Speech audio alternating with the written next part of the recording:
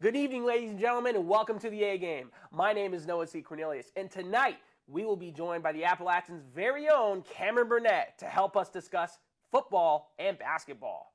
I'll also give you all the recap on volleyball and soccer. All this and more coming to you right now.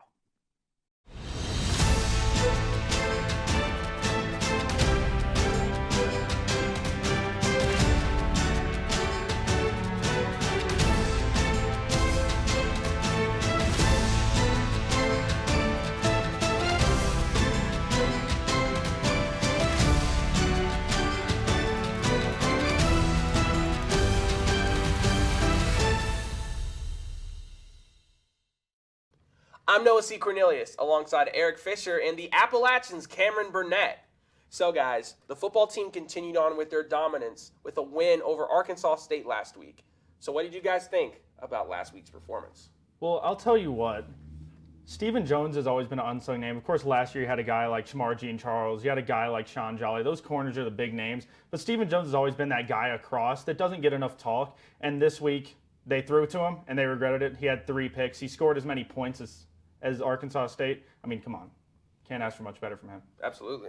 Yeah, and like we talked about in the last episode, run the ball. Pretty simple. They rushed for 264 yards in the game. Cameron Peoples and Nate Noel had 2 total touchdowns together. And it was simple. I mean, they didn't have to overthink this game. It was a little close early on. I think it was like 14-14 for a little bit there. But they just stuck to their game plan. They didn't really panic, which was nice to see because sometimes, teams might do that on the road. Especially in conference game, you might get nervous, and they didn't. They just kind of stuck to what their game plan was. They did it. Didn't make any major adjustments. Knew their strengths in offense, knew their strengths in defense. And like you said, put up points on defense, especially Stephen Jones. So, yeah, it was a perfect game all around for the Mountaineers.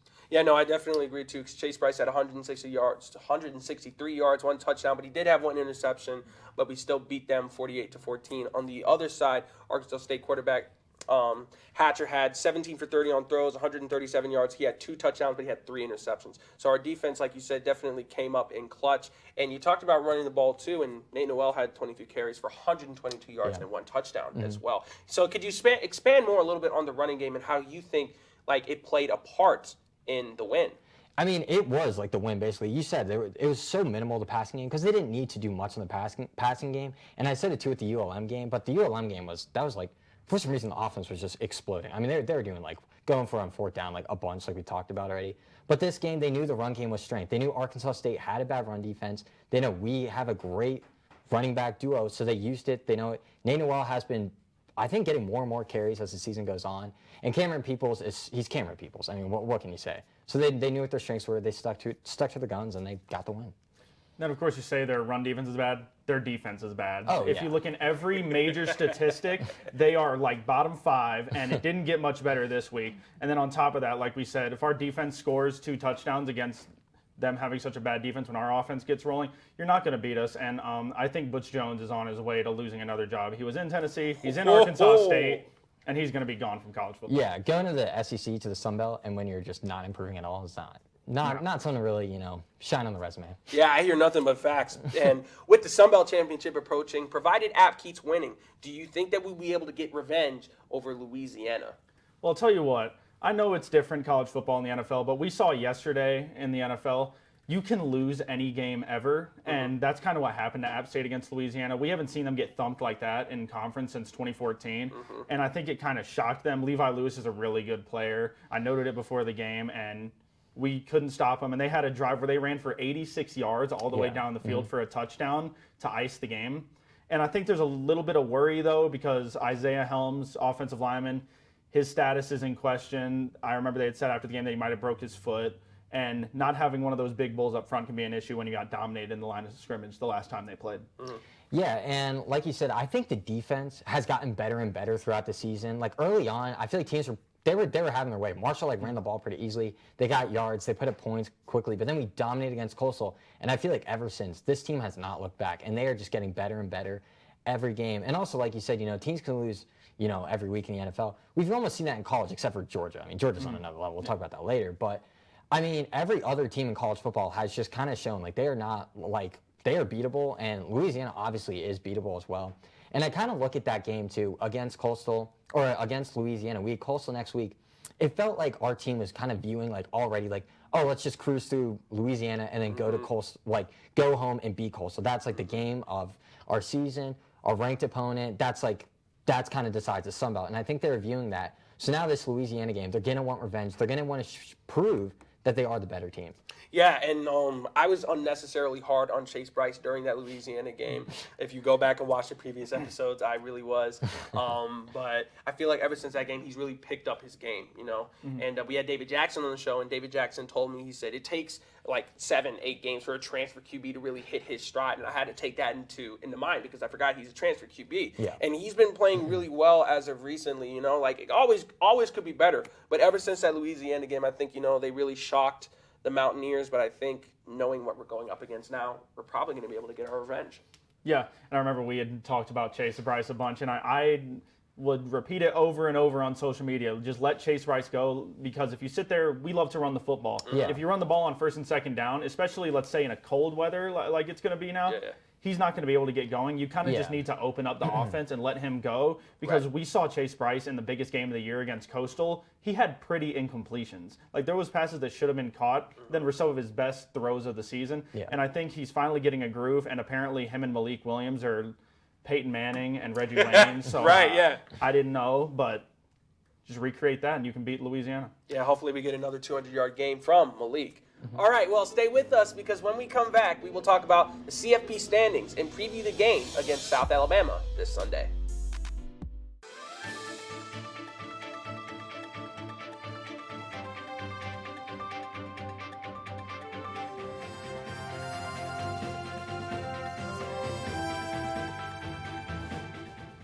Good afternoon, and thank you for joining us on this Friday, November 5th. Live from the Beasley Media Complex in Boone, this is the Appalachian Weekly News. I'm Grace Powers. And I'm Ivy Fischel. As of October 27th, students can change the name on their app card to their preferred or chosen name. It's all part of the Preferred First Name initiative.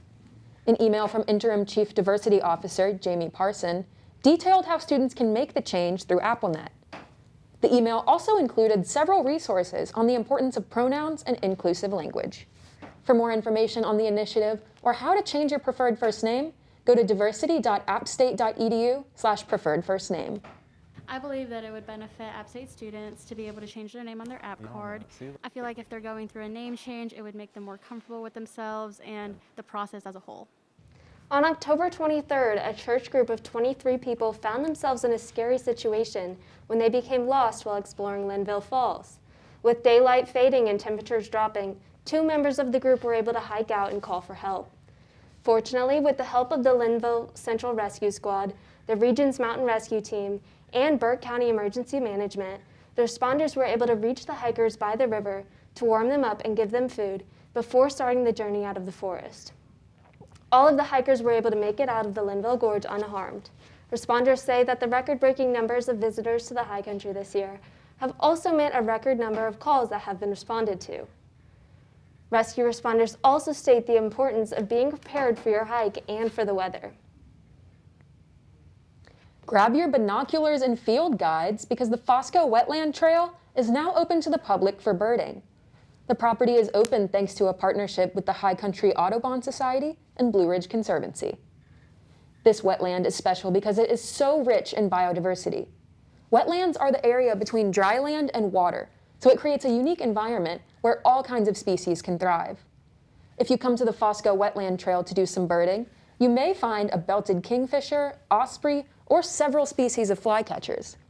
There is a short trail that leads into the wetland, but no official trails within. You can head to the Fosco Grandfather Community Center at 223 Park Road for parking and access to the trail. That's our report for this week. I'm Ivy Fischel. And I'm Grace Powers. For all of us at the Appalachian Weekly News, thank you for watching, and we'll see you next time. So, guys, the CFP came out with their first poll last week, and with their second one already out by the time this episode airs. What did you guys think about where they placed the teams, and what are your predictions for the top 4 this week? I'm not going to lie. I was not happy with the rankings at all, personally. I thought, especially in that kind of middle area, you know, go from like 10 to 20, even to 25, I felt like the CFP really overvalued Power 5 teams. We saw teams with a lot of losses in there that weren't even ranked in the AP poll or ranked high. NC State, I thought, it makes sense them being ranked. They've had some solid wins, obviously upsetting Clemson at the time and pulling off some like pretty solid wins. And I get them. I thought they were a little high as well. I didn't think Wisconsin deserved to be ranked. I thought Minnesota was high. And then a lot of these teams are kind of like it was shown. Minnesota lost against Illinois this past weekend. And now I assume, will probably be unranked. So Ohio State will now not have a ranked win over an opponent. And they already lost against what they put as, I believe it's the number 3 team, Oregon, or number 4. So, I mean, I think a lot of these teams, there's really no proven team other than Georgia. So it's kind of like, it's a weird year this year for college football. We've seen teams lose left and right, but I really don't think they got it right, personally. Like, for my top 6, I would probably go Georgia number 1, then a massive drop-off. I would go Alabama at 2, Oregon at 3, Ohio State 4, Cincinnati at 5, and Oklahoma. I think they like Ohio State. And with Michigan State losing, Michigan State's not going to get in. So if Ohio State wins out, I think they do get in. Well, I agree with you. I didn't like it, but at the same time, to sit here and act like the college football player has ever cared about Group of 5, has ever cared about what the actual rankings mean. Exactly. If you look beyond the top 6 or 8 every week, it's kind of just a toss-up with what you're going to get. Exactly. Because that's all they care about is that top 6. And I think if they just came out and said, hey, we care about ratings, that's all we care about, and we're going to put Alabama in the top 4 every week because we know that gets polls, then why would you not? But I think the one thing I liked was ranking Oregon at 4, even though I don't even have them in my top 4. I thought they were deserving of it, but I have it a little bit different. Of course, Georgia, number 1, massive gap. But I'm bold enough to put Oklahoma at number 2 with Caleb Williams at quarterback because they actually play around him. Spencer Rattler, no one wanted to play for him, and it was kind of obvious. I mean, even the fans gathered with it. 3, I still think I can't, in my right mind, not put Alabama in the top 4 and feel content with myself because they're really just that good. They can beat anybody. I think Bryce Young's the most poised quarterback. He might not be the most talented, but he plays like an NFL quarterback, and he'll play in the NFL. And then number 4, I will put Cincinnati there. And it's kind of a little bit early to keep him there because somebody else probably needs to lose. But if they just handle business, I think they can get it. Then 5 and 6, I have Oregon and Ohio State. Yeah, and the reason I didn't, I'm a big advocate for Cincinnati. I want them in like really bad in the top 4. I want to see a Group 5 team get into the playoff finally. I think it needs to happen. Should have happened with UCF, I believe, but I can't quite put them there because I feel like some of these games they're a little closer than I feel like they should be, and it's not really helping Cincinnati's resume. But I definitely think Alabama and Georgia, one of them's obviously going to lose in that SEC championship, and I think it will be Alabama. But I think still, the committee, like you said, they love Alabama because they know it brings them How could you not, They get rid of honestly? the ratings, Well, right? I don't like Alabama, but they love them. But so I think Alabama, if they keep it relatively close, they're probably going to go at 4. And so I think then if Ohio State wins out, they might go to like 2 or something like that.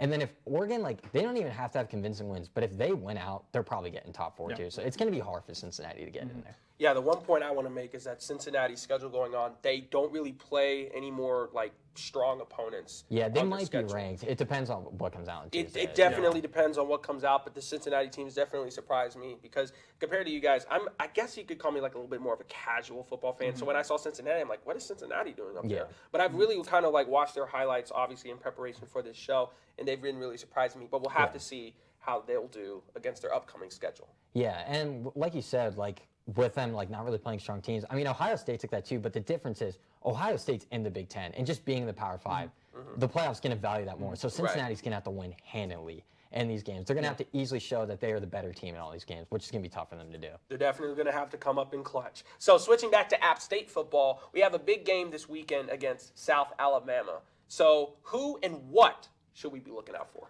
Well, I'll tell you what, he was there. I think he actually has a history with App State, and he wasn't on the field for it, but Jake Bentley was at South Carolina when App State marched down to Columbia and beat them. And I think he spent a year over at Utah, now finds his way. He's having probably his best year of his career. He has 15 touchdowns, 5 interceptions. And he's got a monster weapon in Jalen Tolbert. I thought the stats were wrong when it said he had 1,000 receiving yards and 6 touchdowns. He's literally half of their passing offense. Except for, they have 2,200 passing yards with everything considered. But he's half of their offense. And I think Sean Jolly or Stephen Jones, depending on who you want to put him up against, they're going to have a tough matchup to deal with, even though South Alabama is only 5-4. Yeah, I kind of looked at the defensive side of the game for South Alabama, and Trey Young, he had a good solid game. He had 7 total tackles and 1 interception in their loss against Troy. But this South Alabama team, I feel like it's just kind of all over the place. They lost against ULM, got crushed by Georgia Southern, but they put up a good fight against Louisiana. So it's kind of like hard to evaluate. So I think it really depends. What team is App State going to see go on the road and play against them? But no matter what, like you said, Sean Jolly's going to be a player to watch out for. But also, I think I say Trae Young. I'm going to look at the offense for App State and Corey Sutton. I mean, I feel like he's kind of, with like the emergence of Malik Williams, and he's just, like you said, I mean, it's like Peyton Manning and Reggie Wayne out there. It's kind of crazy. But I think Corey Sutton definitely has a chance to kind of like put his name back out there and show he's possibly the number one target for Chase Bryce and one of the best targets. So it just shows the depth of the wide receiving core too. Yeah, absolutely. And you talked about Jake Bentley. Jake Bentley is top 2 in the Sun Belt Conference for passing yards. He currently has 2,122, only behind our very own Chase Bryce, who has 2,259. I think Jake Bentley is someone we're going to have to look out for because he's got a cannon arm. He's relatively accurate, 70% completion percentage, and he has a quarterback rating so far of 153.3 on the season. But he's been sacked 17 times. So if we can get to him, we might not have to worry about him slinging the ball very much if we can get past that O-line, which, according to the stats, might be easier than a lot of people think. Now, for App State, I said, if I can pull up my notes here, I said Stephen Jones Jr. because he has 5 interceptions and 3 touchdowns on the season already, and he's a defensive player. He could definitely light up their defense if he gets the time and if he gets if he gets the opportunity to catch an interception, I will say. I'll tell you what, I thought about who I want to have as the player of the game, and I went back and forth. I mean, that South Alabama defense, of course, only gives up 22 points a game. That's a pretty impressive number in college football. But I'm going to go with the App State defense. It's tried and true. DeMarco Jackson's a Sunday football player. Right. He's that good. He sits in that middle of that defense, and he does about everything. He makes pass breakups. He stops the run, and he's the leader. And I just think he's going to be the guy that gives South Alabama fits next week. Yeah. And I think it'll be a close game. I think it'll be a good game, though. Like, I think it's just going to, like I said, South Alabama's inconsistent, but they have a chance. They have the defense, and it's going to be interesting because we're seeing like a red-hot App State kind of offense right now. They've been putting up their highest numbers. They're coming off big wins. I feel like every week, they pull out the big upset against Coastal. They're putting up big numbers out against ULM. And then last week, of course, against Arkansas State. So it'll be hard to see, but I think I got App State in this game, 28-17. It's going to be hard to beat App State on the road, especially, or at home. Yeah, absolutely. And stay with us because we will be taking a look at how the men's basketball team could shape up this season. Life is a journey. We're told that there are mountains and valleys before us. A mountaineer trudges through. Where others see an obstacle, a mountaineer sees an opportunity. A mountaineer climbs tomorrow's mountains today. So what is a mountaineer? A mountaineer is you.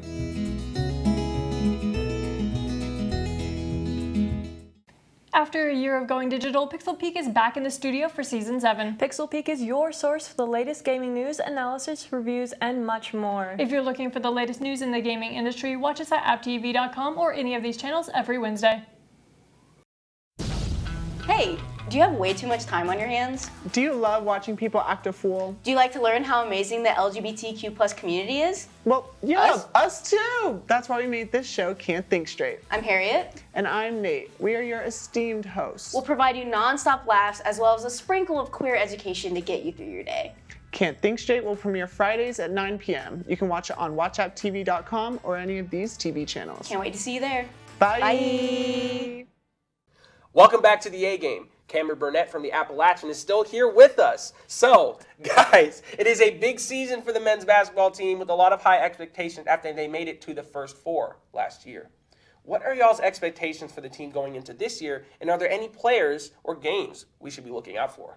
Well, the Sun Belt Conference most outstanding player, he's back this year. It's Michael Monesi, and what if I told you he's not the best player on the team? Justin Forrest is the best player on the team. You return your same backcourt.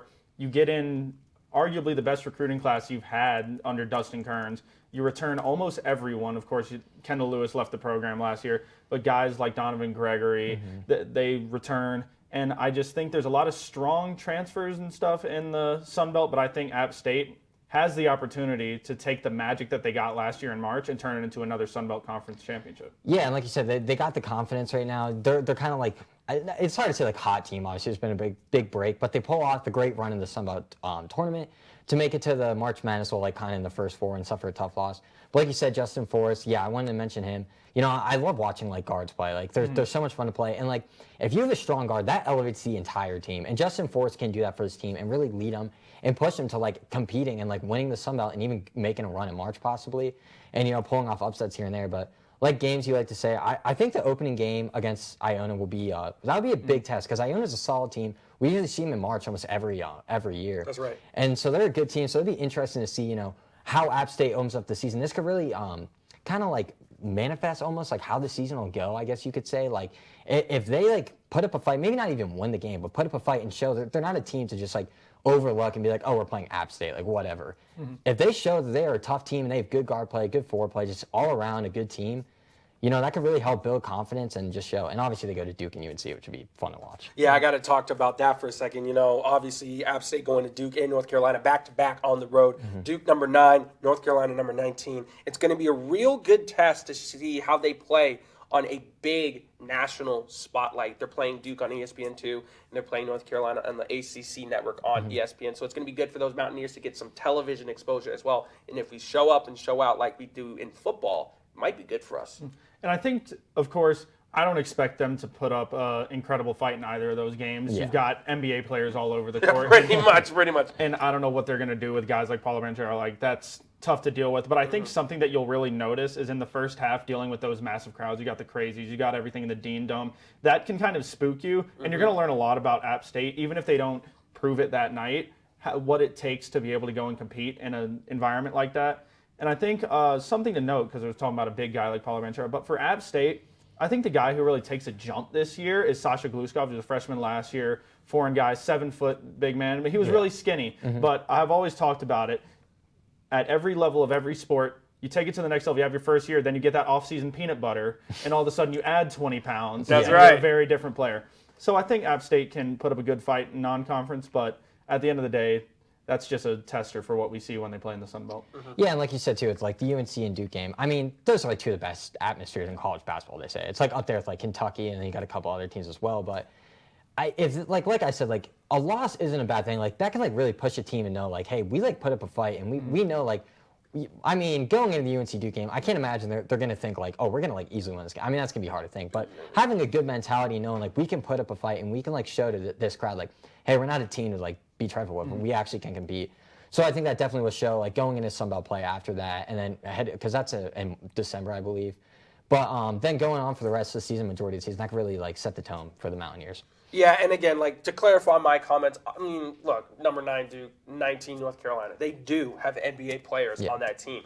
App State just doesn't. I mean, that's just the way it is. But, you know, like, I think either way, you know, being on that platform, we'll be able to show how good of a team we are. Like, we're probably not going to win, but we could definitely put up a good fight. And it is college basketball. We don't know what could happen. We always see in March Madness. I mean, there was 2 years in a row where Duke got upset by, like, Mercer and Lehigh. Yeah. So we don't know. But, obviously, let's be realistic. Let's just put up a good fight and see what happens.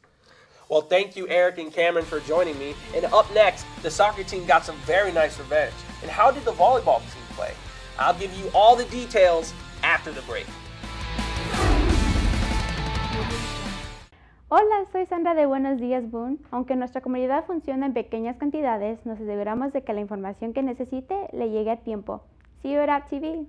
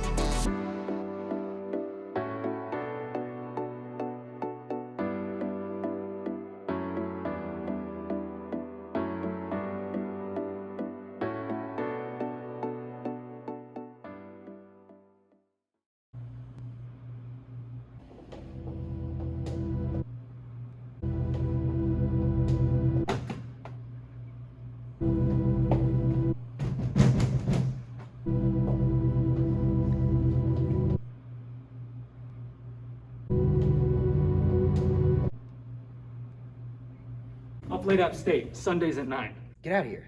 Just go. Welcome back to the A game. It was a slow week for the rest of the App State teams with not much action taking place. Starting off with soccer, after their regular season ended last week, the team traveled to Foley, Alabama to take part in the Sun Belt Women's Championship Tournament, beating Texas State in round 1, but falling in round 2 to Georgia State. In the first round of the tournament, the Mountaineers were victorious, taking down the number 6 ranked Bobcats 2-1. App State struck early in the game, scoring after just 9 minutes of play when Brecken Monteith connected with the back of the goal for her 9th goal of the season. The Bobcats did catch up with their own goal before halftime, but fell behind once again after Audrey Vizo recorded her first goal for the Mountaineers early in the second half. App State only had 3 shots on goal during the game, but made each one count as Texas State could only stop one of them, giving the Black and Gold the ticket they needed for the next round. Unfortunately, the team lost momentum in their second match and fell to the number 3 team in the conference, Georgia State, 2-1 after a close overtime match. Georgia State took control of the game early to put the Mountaineers behind. The lone App State goal came in the 44th minute when an assist by Emma McGibney set the ball off the foot of Monteith for her 10th season goal, putting her in a 3-way tie for most goals in program history after just 1 year with the school.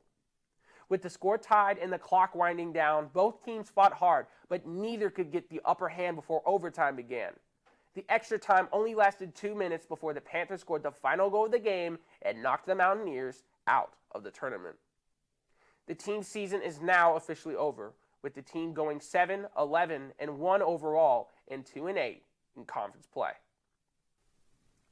In their second to last weekend of the regular season, the App State volleyball team hosted both Georgia State and Georgia Southern right here in Boone. The team lost both games to their Georgia opponents and will not have the chance to play them again this season. In their first game of the weekend, the team fell to the Panthers in a close 5-match, 2-3 loss. Georgia State took an early lead in the close first set, but App State came back to take both the second and third set for a lead going into the fourth. App held on in the last 2 sets but could never get the push they needed to topple the Panthers and ultimately lost the match. McCall Denny finished the day with 18 kills, a .255 hitting percentage, and 9 digs to lead the Mountaineers on all fronts, while Darren Armstrong had a season-best performance with 8 of her own kills. Sam Bickley was credited with 49 assists, and Emma Riley reached double-digit digs at 12 on the day.